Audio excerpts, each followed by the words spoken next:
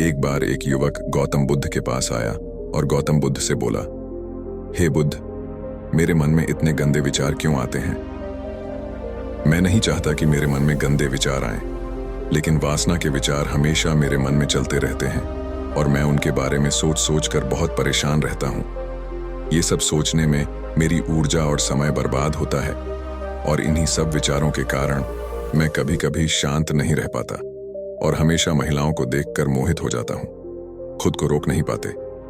बुद्ध मुस्कुराए और उन्होंने उस युवक से पूछा, क्या तुम जानते हो कि यह वासना क्या है?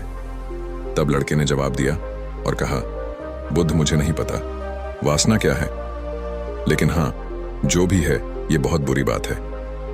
तब बुद्ध ने उस युवक से कहा, सबसे पहले तुम्हें यह समझना होगा कि जो कुछ भी हमारे अंदर स्वाभाविक रूप से है वह बुरा नहीं है। इसकी हमारे जीवन में किसी न किसी रूप में आवश्यकता पड़ती है। वासना कोई बुरी चीज नहीं है, यह हमारे मन की एक भावना है जो हमें किसी न किसी चीज की कमी का एहसास कराती है और फिर हम उस चीज को पाने के लिए उस चीज की ओर आकर्षित हो जाते हैं। जैसे अगर आपके पास पैसे की कमी है तो आपके मन में पैसे पाने की इच्छा होती है, वासना जगेगी। इसका मतलब यह नहीं है कि वासना बुरी है, बल्कि यह हमारे मन की एक तरह की जरूरत का एहसास है और जब यह जरूरत शारीरिक होती है तो हम इसे काम वासना कहते हैं।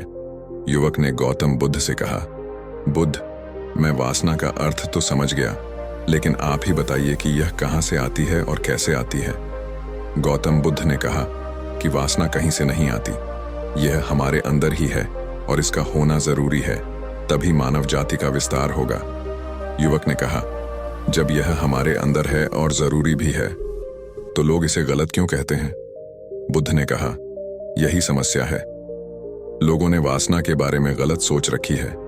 वे इसे छुपाने और दबाने की कोशिश करते हैं। वासना गलत नहीं है, लेकिन वासना का गलत तरीके से उपयोग करना गलत है।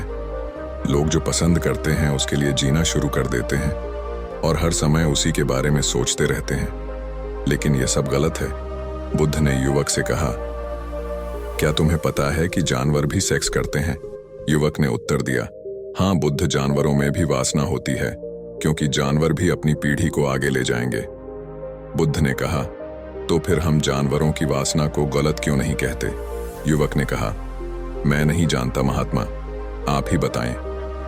गौतम बुद्ध ने कहा कि जानवर अपनी वासना का उपयोग सुख के लिए नहीं करते, वे अपनी वासना का उपयोग केवल संतान प्राप्ति के लिए करते हैं।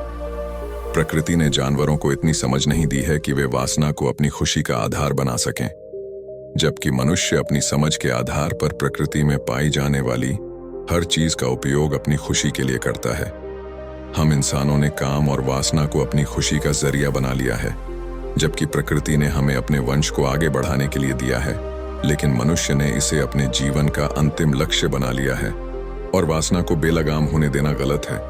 हम हावी क्यों हैं? ये बेलगाम क्यों हो जाता है? तब गौतम बुद्ध ने कहा, अब जो मैं तुम्हें बताऊंगा उसे सुनो, ध्यान से सुनो। तुम्हें वासना का पूरा खेल समझ में आ जाएगा। तुम्हें तुम्हारे सभी सवालों के जवाब मिल जाएंगे। तुम्हें बस ध्यान से सुनकर समझना होगा। तब गौतम बुद्ध ने उस युवक से कहा कि चलो शुरू करें। एक समय की बात है, गुरु और उनके शिष्य एक आश्रम में रहते थे। शिष्य प्रतिदिन दीक्षा लेने के लिए आश्रम से बाहर गांव में जाते थे। जो शिष्य भिक्षा लेने के लिए गांव में जाता था, रास्ते में एक नदी पड़ती थी जिससे होकर वह प्रतिदिन भिक्षा लेने के लिए जाता था। एक दिन उसने एक लड़के को पेड़ के पीछे छुपे हुए देखा। वह लड़के के पास गया और पूछा, भाई, तुम इस पेड़ के पीछे छिपकर क्या देख रहे हो? लड़के ने कहा, अरे, क्या तुम्हें वह नहीं दिख रहा जो मैं देख रहा हूं? उसकी नजर नदी पर पड़ी तो वहां कुछ लड़कियां पानी भर रही थीं। लड़कियां 14-15 साल की होंगी। तब शिष्य ने लड़के से कहा, अरे भाई, वहां तो लड़कियां पानी भर रही हैं, इसमें छिपने की क्या बात है? तभी लड़का शिष्य की ओर देखता है और उससे कहता है, अरे मूर्ख, क्या तुम देख नहीं सकते कि मैं क्या कर रहा हूं? वे परियां नदी से पानी कैसे खींच रही हैं? जरा उसके भावों को देखो, उसके कोमल शरीर को देखो। बर्तन उठाते समय उसकी पतली कमर कैसे लचकती है और उसके बाल उसकी कमर पर ऐसे लहरा रहे हैं मानो सुंदरता बिखरी हुई हो। शिष्य फिर से नदी की ओर देखता है और इस बार वह देखता ही रह जाता है। अब तक उसे कुछ भी दिखाई नहीं दे रहा था और वह बिल्कुल निडर था। उसे किसी बात का डर नहीं था, लेकिन अब वह छिपने लगा और उन लड़कियों को ऐसे देखने लगा जैसे उसने कोई अपराध किया हो। और जब वह छिपकर उन लड़कियों को देख रहा था तो वह अंदर से कांपने लगा और उसने कहा कि यह मैं हूं, मैं क्या कर रहा हूं, मैं जो कुछ भी कर रहा हूं वह सही नहीं है, मुझे यहां से चले जाना चाहिए। और फिर वह जल्दी से चला जाता है। फिर वह आश्रम पहुंचता है। आश्रम में जाकर वह अपने काम में व्यस्त हो गया, लेकिन जो उसने अभी देखा था वह बार बार उसकी आंखों के सामने आ रहा था।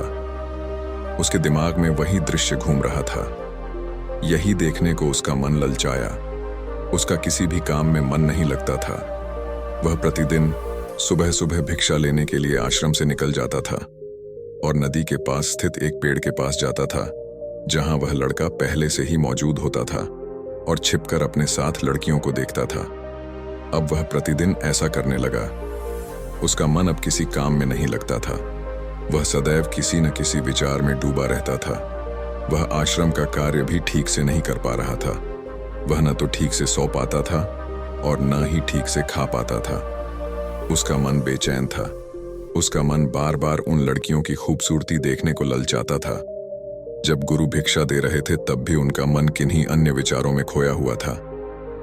गुरु ने अपने शिष्य की ये हरकतें देखीं तो एक दिन गुरु ने शिष्य को अपने पास बुलाया और कहा कि आज से मैं भी तुम्हारे साथ भिक्षा मांगने चलूंगा।